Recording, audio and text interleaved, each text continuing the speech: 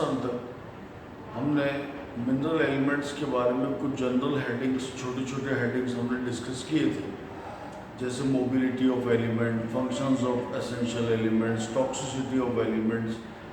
कुछ और छोटे छोटे 1-2 मार्क्स क्वेश्चंस हैं, उनको हम साथ ही डिस्कस करते चले। जैसे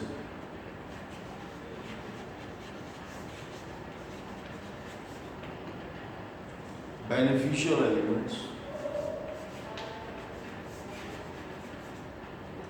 या यूजफुल एलिमेंट्स,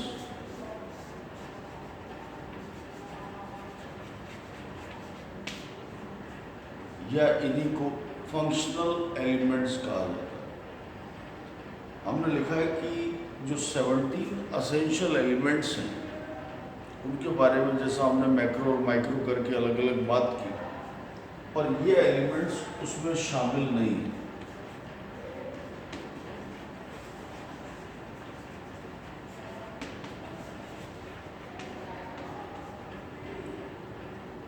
सभी ऑर्गेनिजम्स के लिए ये असेंशियल नहीं है, लेकिन कुछ ऑर्गेनिजम्स ऐसे हैं जिनके लिए ये असेंशियल एलिमेंट का काम करते हैं।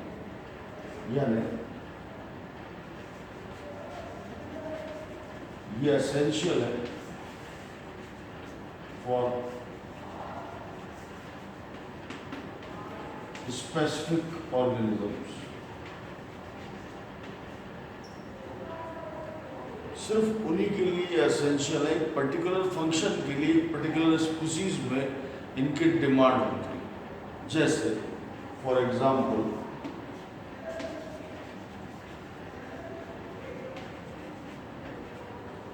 सेलेनियम। इन जनरल ये एलिमेंट बायोलॉजिकल सिस्टम्स में यूजफुल नहीं है, लेकिन मैमल्स में, सर्टेन मैमल्स में और कुछ स्पीसीज ईस्ट में ये एलिमेंट एक फंक्शनल या बेनिफिशियल एलिमेंट का काम करता है। ये सेलेनोसिस्टीन नाम का अमीनो एसिड बनाता है। जितने अमीनो एसिड रिक्वायर हैं, जो 20 अमीनो एसिड्स का लिस्ट हम देखते हैं, उनमें सेलेनोसिस्टीन नहीं है, सिस्टीन है। लेकिन वो सिस्टीन में सल्फर जो एलिमेंट है वो एक डाइसल्फाइड ब्रिज बनाने का काम करता है दो सिस्टीन मॉलिक्यूल्स के बीच।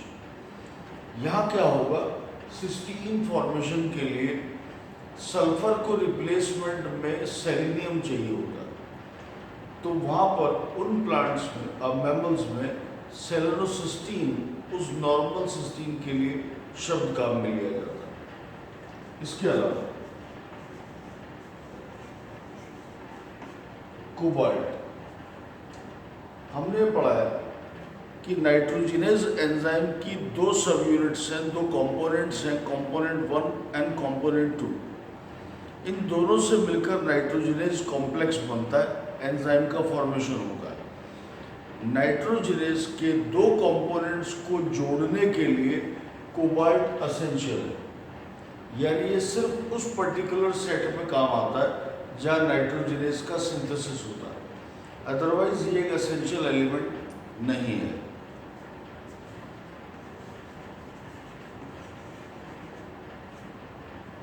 सिलिकॉन, ये एलिमेंट भी सबके लिए एसेंशियल नहीं है, लेकिन अननोन रीजंस की वजह से पाया गया कि ग्रासेस की लाइफ साइकिल कंप्लीट नहीं हो पाती बिना सिलिकॉन के इन्वॉल्वमेंट के।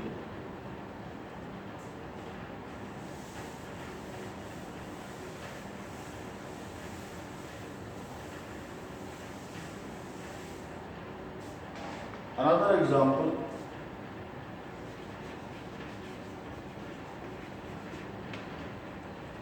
Is sodium. सोडियम भी कई एलिमेंट्स जो बेनिफिशियल हैं उनमें शामिल है, और ये पाया गया कि C4 प्लांट्स में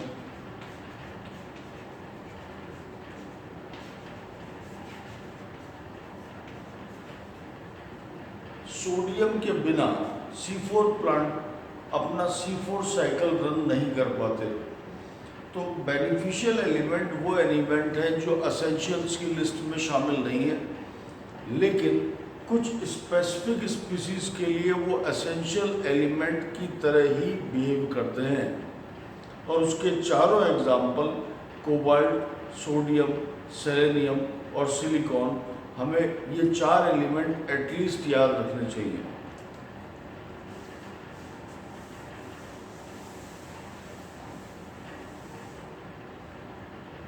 इसके अलावा एक और वर्ड है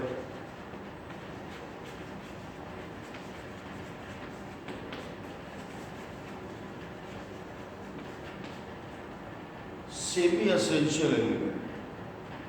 सेमी एसेंशियल एलिमेंट अगेन एक 1 मार्क क्वेश्चन है, और सेमी एसेंशियल एलिमेंट उसे कहा जाएगा जो लाइफ साइकिल में किसी सर्टेन इवेंट पर एसेंशियल की तरह बिहेव करता है और किसी दूसरे certain event of life cycle पर वो कंप्लीटली नॉन एसेंशियल होता है। ऐसे एलिमेंट का एक बेहतरीन एग्जाम्पल आयरन है, जो लाइफ साइकिल के एक सर्टेन इवेंट पर एसेंशियल, अदरवाइज वो एक नॉन एसेंशियल एलिमेंट की तरह बिहेव करता है।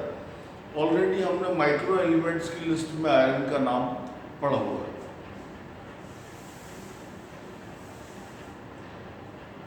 ये हमने कुछ जनरल बातें की है एलिमेंट्स, एसेंशियल एलिमेंट्स और उसी के डिफरेंट हेडिंग्स के ऊपर। ये हेडिंग हमारा कंप्लीट है। एक आखिरी छोटा हेडिंग जो इस चैप्टर को बिलोंग करता है वो है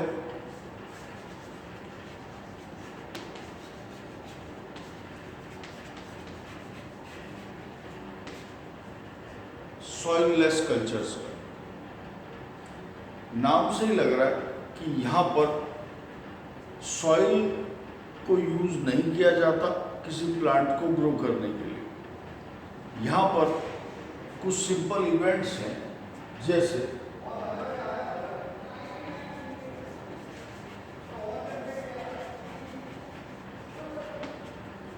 हम पहले इस पर बात करें, हाइड्रोपोनिक्स पर।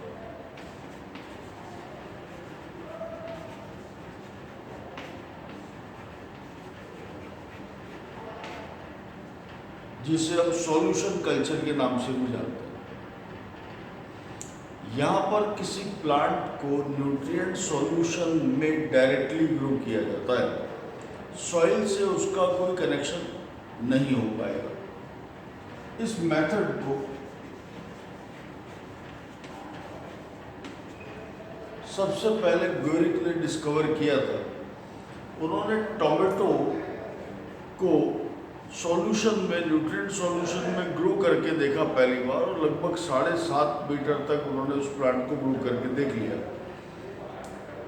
हालांकि इसका एक साइंटिफिक जो डिस्प्ले था, साइंटिफिक डेमोन्स्ट्रेशन जो था, ग्योरिक ने इसे डिस्कवर किया, लेकिन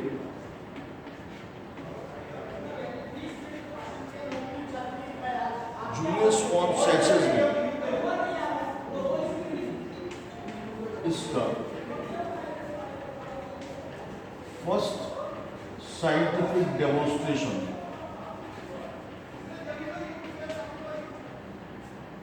प्रिपेयर किया। हाइड्रोपोनिक्स में किसी सीड को सॉइल में प्लेस नहीं किया जाता, यानी plant right from the beginning कभी सॉइल के कांटेक्ट में नहीं रहेगा। सीड को जर्मिनेट किया जाता है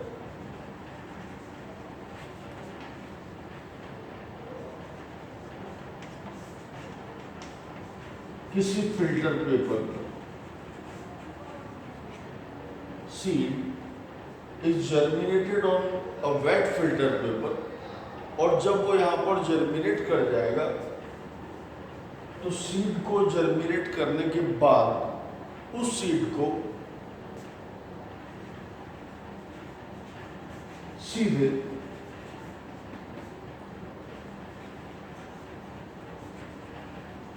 न्यूट्रिएंट सॉल्यूशन पर ट्रांसफ़र कर दिया जाता है।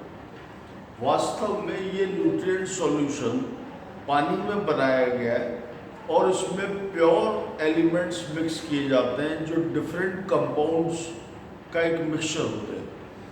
In other words, actually the nutrient mixture is a definite recipe, is a mixture of specific compounds, specific elements in specific percentages. जिस तरह खाना बनाने के लिए या कोई चीज़ बनाने के लिए घर में खाने के लिए हमें एक रेसिपी की ज़रूरत पड़ती है, इस तरह की डिफरेंट रेसिपीज़ जो कंपाउंड्स और मिनरल एलिमेंट्स का मिक्सचर है वो मार्केट में अवेलेबल है और उसे पानी में घोलकर वो एक सॉल्यूशन तैयार किया जाता है। तो यहाँ पर एक न्यूट्रिएंट सॉल्यूशन में हम जिस पर आगे बात और करेंगे, इस न्यूट्रिएंट सॉल्यूशन में इसे ट्रांसफ़र किया जाएगा। जब इसे ट्रांसफ़र किया जाता है तो ये बात खास तौर से याद रखने लायक होगी कि हाइड्रोपोनिक्स में जो सीडलिंग है, जो हमने यहाँ प्रिपेयर किया, सीड को जर्मिनेट करके जो हमने एक सीडलिंग तैयार किया है, जब उसे न्यूट्रिएंट सॉल्यूशन में ट्रांसफ़र करेंगे तो ये बात ध्यान रखने लायक होगी कि रूट्स को उस सॉल्यूशन में डिप करके रखा जाता है। पूरा प्लांट डिप नहीं होगा और रूट्स डायरेक्ट कांटेक्ट में होनी चाहिए न्यूट्रिएंट सॉल्यूशन के। So roots dipped in nutrient solution, ये बेसिक फीचर है जो याद रखने लायक है। इस पूरे प्रोसेस में अगेन ये सॉल्यूशन कल्चर है। यहाँ पर सॉइल से प्लांट कभी कांटेक्ट में नहीं आएगा। इसके क्या फ़ायदे हैं हम इस पर आगे बात करेंगे। सीड को कभी सॉइल के कांटेक्ट में नहीं रखा जाएगा। गोरिक ने इसे डिस्कवर किया, साइंटिफिक डेमोन्स्ट्रेशन इसका सैचेस ने दिया।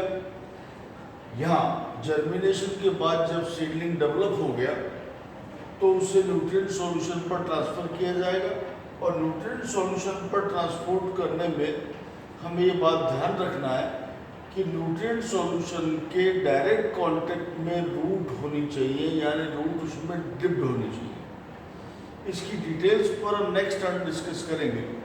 Thank you.